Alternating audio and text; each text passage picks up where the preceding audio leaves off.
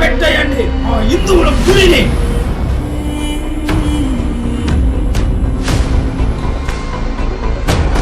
ఎక్కడ చూసినా దేవుడు దేవుడు అంటూ ఈ భూమి మీద ఎన్నో ఖండాలు ఎన్నో దేశాలు ఉండగా దేవుడు ఎందుకని భారతదేశంలోనే జన్మించాలి?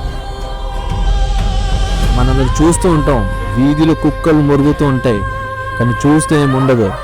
అంటే అక్కడ ఏం లేదని కాదు, మా కంటికి కనిపించడం లేదు అంతే.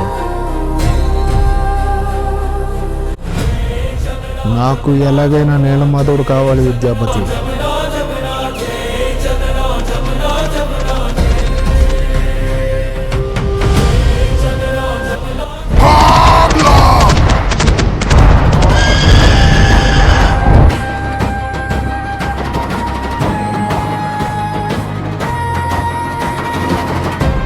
వాడుండగా గుడిని మనం ఏం చేయలేం సుల్తాన్. ఎవరు? ఇలాంటి మనుషులు ఈ భూలోకంలో పుట్టడమే ఈ నేల చేసుకున్న అదృష్టం.